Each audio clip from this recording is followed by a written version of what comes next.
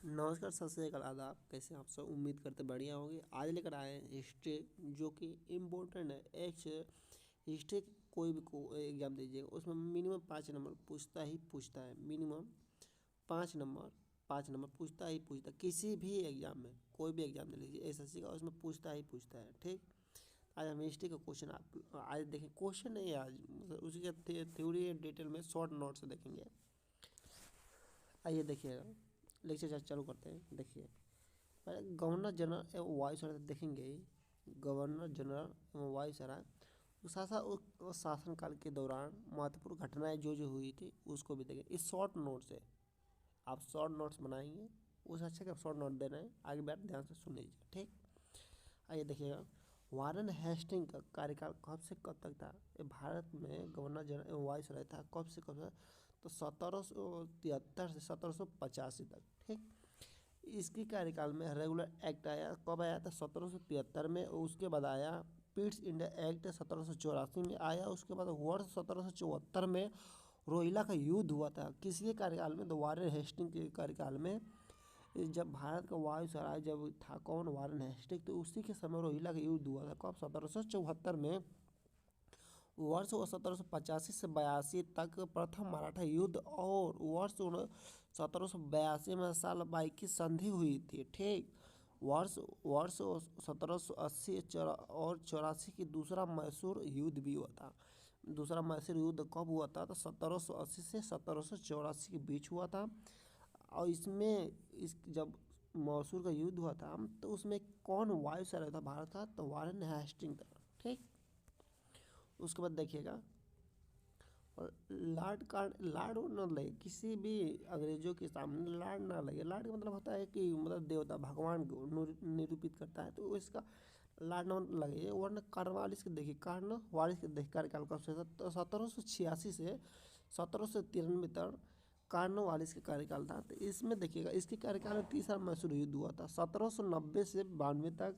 और श्रीरंगपट्टनम की संधि 1792 में हुई थी। ठीक, कार्नवालिस कोड 1793 में आया। बंगाल का अस्थायी बंदोबस्त 1793 में ही हुआ था। ठीक, अगला देखिएगा, लॉर्ड वेजली का देखिए। लॉर्ड वेजली का 1798 से 1805 तक इसके कार्यकाल का देखिएगा ध्यान से। इसमें लॉर्ड वेलेजली के कार्यकाल में सहायक संधि प्रणाली की परिचय 1798 में हुआ था। और चौथा मैसूर युद्ध हुआ था 1799 में। और दूसरा मराठा युद्ध हुआ था किसके कार्यकाल में? वेलेजली के कार्यकाल। वेलेजली के कार्यकाल में दूसरा मराठा युद्ध, और चौथा मैसूर युद्ध भी हुआ था। ठीक, मैसूर युद्ध चौथा 1799 में। और मराठा दूसरा युद्ध 1803 से 1805 तक। ठीक, हुआ था। अगला देखिएगा, मिंटो आया था। मिंटो प्रथम है। मिंटो कोई मिंटो है तो मिंटो प्रथम है। 1807 से 1813 तक। 1807 से 1813 तक लॉर्ड मिंटो का कार्यकाल था। इसके कार्यकाल में ज़्यादा तक ये रहा नहीं था। तो उसके में रणजीत सिंह के साथ अमृतसर की संधि हुई थी 1809 में। किसके कार्यकाल में? तो लॉर्ड मिंटो प्रथम के कार्यकाल में 1809 में हुई थी। कहाँ की? अमृतसर की संधि हुई थी। ठीक, आप देखिएगा, लॉर्ड हेस्टिंग्स 1813 से 1823 तक इसका कार्यकाल था। देखिएगा, ये जो है ना वायसराय एवं भारत के वायसराय एवं गवर्नर जनरल की इस लिस्ट है इधर का, ध्यान से इसको देखिएगा। तो इसकी कार्यकाल में एंग्लो नेपाल युद्ध 1814 से 1816 तक, और सुगौली की संधि 1816 में हुआ था। ठीक, तीसरा मराठा युद्ध किसके कार्यकाल में हुआ था? तो हेस्टिंग के को 1817 से 1819। और मराठा परिसंघ का विघटन हो गया, खत्म हो गया। और उसके बाद रैयतवाड़ी की प्रणाली की स्थापना हुई कब? 1820 में। रैयतवाड़ी की स्थापना किसके कार्यकाल में और कब हुई थी? तो 1920 में हुई थी, और लॉर्ड हेस्टिंग के कार्यकाल में हुआ था। ठीक, अगला देखिएगा, लॉर्ड एम हस्ट। लॉर्ड एम हस्ट 1823 से 1828 तक ये भारत में रहा और भारत का गवर्नर जनरल था। देखिएगा पहला बर्मा युद्ध इसमें हुआ, किसमें? लॉर्ड एम हस्टन के कार्यकाल में पहला बर्मा युद्ध हुआ था। कब? 1824 से 1826 तक ये चला था। ठीक, अगला देखिएगा, इसका भी कार्यकाल ज़्यादा नहीं था, पर देखिएगा अगला लॉर्ड विलियम बेंटिंग, इसको हम शॉर्ट में कभी कभी बिल्ली का बैंड भी कहते थे। तो इसका देखिएगा 1828 से 1835 तक इसका कार्यकाल था। इसमें लॉर्ड वेलेस्ली के कार्यकाल में सती प्रथा का अंत हुआ। कब? 1829 में, और 1833 में चार्टर एक्ट आया था 1833 में। ठीक, लॉर्ड विलियम बेंटिंग के कार्यकाल में 1833 में रॉयल चार्टर एक्ट आया था। ठीक, अगला देखिएगा लॉर्ड आकलैंड के कार्यकाल कब से कब तक था? तो 1836 से 1842 तक लॉर्ड आकलैंड का कार्यकाल था। पहला अफगान युद्ध हुआ था। कब? तो 1838 से 1842 तक युद्ध चला था। पहला अफगान युद्ध जब हुआ था तो कार्यकाल किसका था? तो लॉर्ड आकलैंड का था। लॉर्ड आकलैंड का कार्यकाल कब से कब तक था? तो 1836 से 1842 तक ये रहा था भारत में।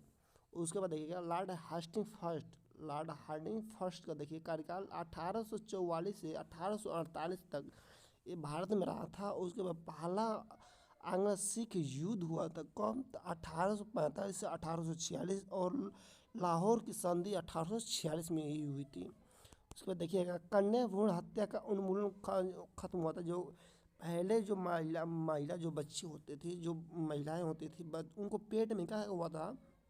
मार दिया जाता था महिलाओं को, बच्चियों को। ठीक, और सामाजिक सुधार हुआ था। इसमें अच्छा थोड़ा कार्यकाल हुआ था। किसमें? लॉर्ड हार्डिंग के फर्स्ट में कार्यकाल में थोड़ा सा पहला, मतलब कि अंग्रेजों के कार्यकाल में पहला थोड़ा अच्छा कार्य हुआ था कि पहला आंग्ल सिख युद्ध तो हुआ ही था।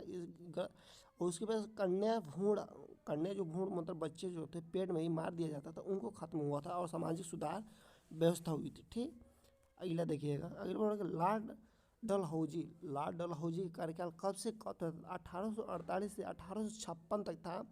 1848 से 1856 कौन था? लॉर्ड डलहौजी था। यह दूसरा आंग्ल सिख युद्ध इस ससुरा के युद्ध के कार्यकाल में हुआ था। 1848 से 1849 के बीच में दूसरा आंग्ल सिख युद्ध हुआ था। निचले वर्मों का अधिग्रहण में कब्जा किया था 1852 में, और व्यपगत के सिद्धांत का परिचय इसी कार्यकाल में हुआ था। ये ज़्यादा फोकस पे न करें क्योंकि पूछेगा भी नहीं। अब ये भी छोड़िए, ये भी नहीं पूछेगा। वर्ष 1853 में बॉम्बे और टांडे को जोड़ने वाली पहले रेलवे लाइन बिछाई गई थी।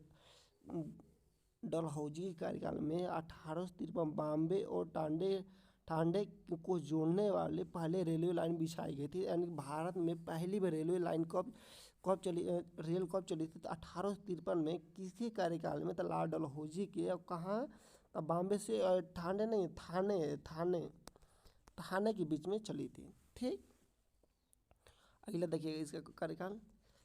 इस कार्यकाल में और क्या हुआ था? लोक निर्माण विभाग यानी PWD की स्थापना हुआ था इसी के कार्यकाल में। ठीक, 1800 PWD की स्थापना कब हुआ था?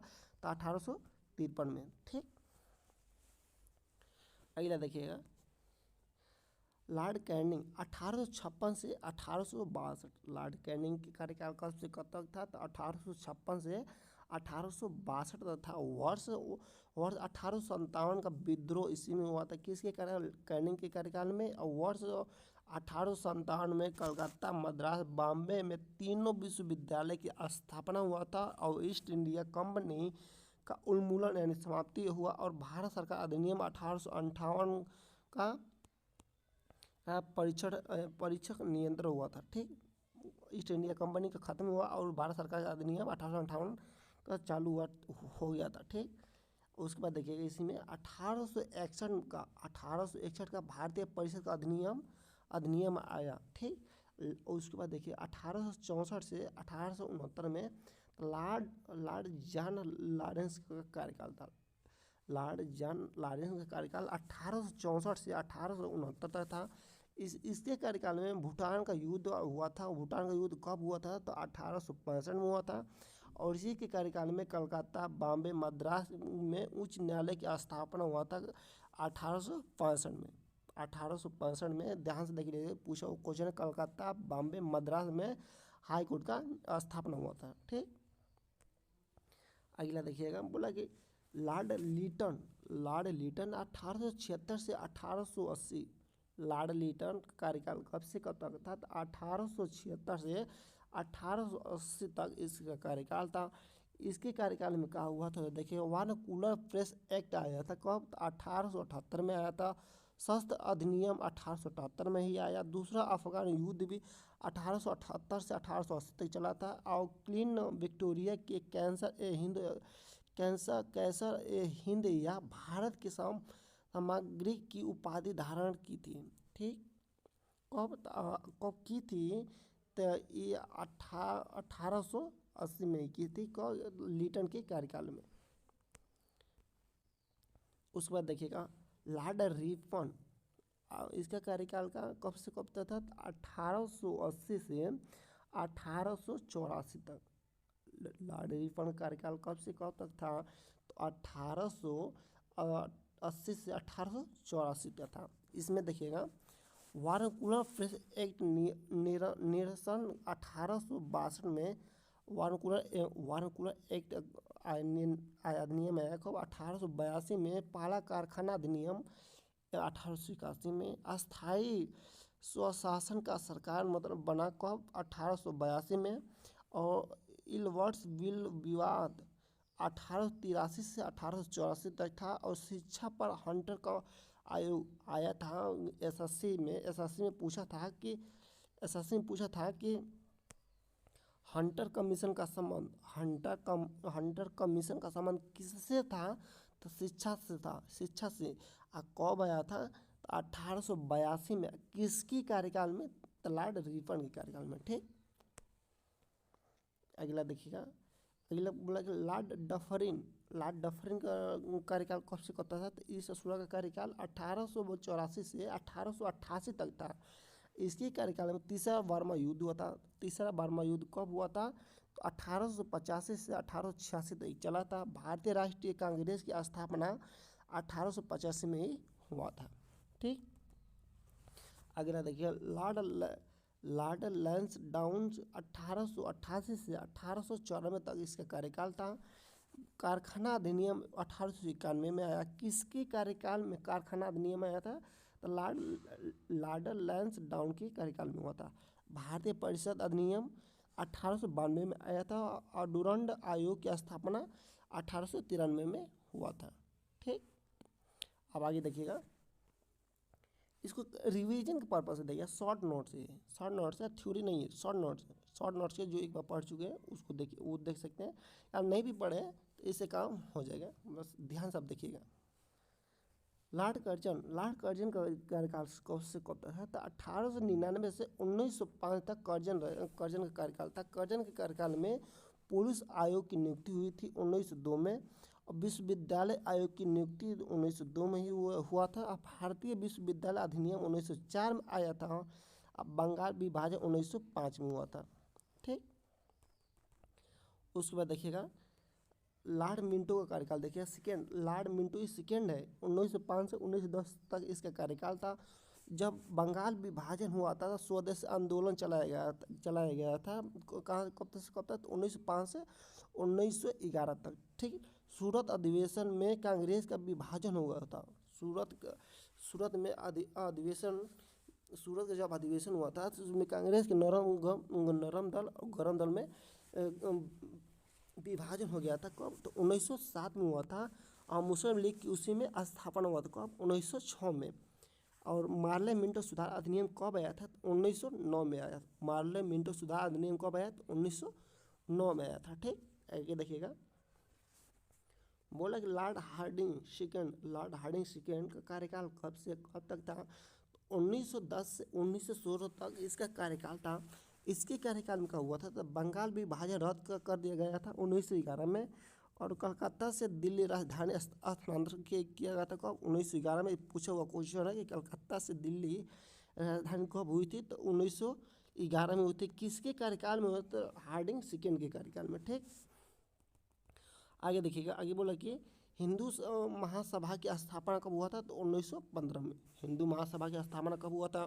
तो 1915 में हुआ था। ठीक, अगला देखिएगा, अगला बोला है कि लॉर्ड चेम्सफोर्ड का कार्यकाल कब से कब था? तो 1916 से 1921 तक था। लखनऊ की संधि 1916 में हुआ था। किसके कार्यकाल में? तो चेम्सफोर्ड के कार्यकाल में हुआ था। और चंपारण सत्याग्रह 1916 में हुआ था गांधी जी के द्वारा। माउंटेंग की अगस्त घोषणा 1917 में हुआ था। कि भारत सरकार अधिनियम 1919 में आया था। रोलैक्ट एक्ट कब आया था? तो 1919 में आया था। रोलैक्ट एक्ट कब आया था? 1919 में आया था। और जलियांवाला हत्याकांड कब हुआ था? तो 1919 में ही हुआ था। ठीक, आगे देखिएगा, असहयोग आंदोलन और खिलाफत आंदोलन की शुरुआत हुई थी। ठीक, जलियांवाला हत्याकांड के बाद हो गया था। आगे देखिए, लॉर्ड हेडिंग 1921 से 1926 इसका कार्यकाल था। इसी के कार्यकाल में चौरी चौरा कांड हुआ था। कब? 1922 में, जो गोरखपुर के पास है। और इस जब कांड हुआ था तो असहयोग आंदोलन गांधी जी ने वापस ले लिया था। कब? 1922 में। और स्वराज पार्टी का स्थापना हुआ था 1922 में। स्वराज पार्टी की स्थापना किसने किया था? चित्तरंजन दास जी और मोतीलाल नेहरू जी ने मिलकर इसको स्वराज पार्टी की स्थापना किया। काकोरी ट्रेन डकैती 1925 में हुआ था। ठीक, आगे देखिएगा, लॉर्ड इरविन 1926 से 1931 तक इसका कार्यकाल था। इसके कार्यकाल में क्या हुआ था? तो साइमन कमीशन भारत आया था 1927 में। भारत में मतलब इसका गठन हुआ था। साइमन कमीशन का गठन कब हुआ था? 1927 में। आया कब था? तो 1928 में। हरकोट बटलर भारतीय राज्य आयोग के 1927 में आया था। और नेहरू रिपोर्ट 1928 में आया। दीपावली की घोषणा, पहले जब दीपावली नहीं होती थी, बंद था क्योंकि इसमें सब ससुरा रोक लगाए थे। उसके बाद दीपावली लोग कब से मना सकते हैं? तो 1929 से घोषणा हुआ कि दीपावली के मनाने का। और कांग्रेस का लाहौर अधिवेशन और पूर्ण स्वराज की संकल्प 1929 में हुआ था। दांडी मार्च और सविनय अवज्ञा आंदोलन 1930 में हुआ था। पहला गोलमेज सम्मेलन 1930 में। ठीक, 1930 तीनों गोलमेज सम्मेलन में कौन भाग लिए थे? तो डॉक्टर भीमराव अम्बेडकर जी थे। गांधी जी ने सेकेंड में लिए थे। ठीक, गांधी इरविन पैक्ट 1931 में हुआ था। ठीक, आगे देखिएगा, डॉक्टर विलिंगटन का कार्यकाल कब से करता है? किसका? लॉर्ड विलिंगटन का कार्यकाल 1931 से 1936 तक इनका कार्यकाल था। सांप्रदायिक अधिनियम इनके कार्यकाल में आया था 1932 में आया था। तीसरा गोलमेज सम्मेलन 1931 में हुआ था। और तीसरा 1932 में हुआ था। ठीक, गलत दिया है कि 1932 में दूसरा तीसरा दोनों नहीं हुआ था। दूसरा 1931 में हुआ था और तीसरा 1932 में हुआ था। आगे देखिए, पुनः पैक्ट 1932 में हुआ था। भारतीय सरकार अधिनियम 1935 में आया था। ठीक, आगे देखिए, लॉर्ड लिंथगो का कार्यकाल 1936 से 1944 तक था। द्वितीय विश्व युद्ध इसी के कार्यकाल में हुआ था। दूसरी विश्व युद्ध कब हुआ था? तो 1939 में। और शुरू होने के बाद कांग्रेस के मंत्री का इस्तीफा दे दिए। त्रिपुरी संकट और फॉरवर्ड ब्लॉक की स्थापना कब हुआ था? 1939 में। फॉरवर्ड ब्लॉक की स्थापना किसने किया था? सुभाष चंद्र बोस जी ने किए थे। ठीक, मुस्लिम लीग और लाहौर संकल्प, मुसलमानों के लिए एक अलग राज्य की मांग 1940 में। और अगस्त प्रस्ताव कब आया था? तो 1940 में आया था। ठीक, भारतीय राष्ट्रीय सेना का गठन 1941 में हुआ था। क्रिप्ट मिशन भारत में कब आया? तो 1942 में आया था।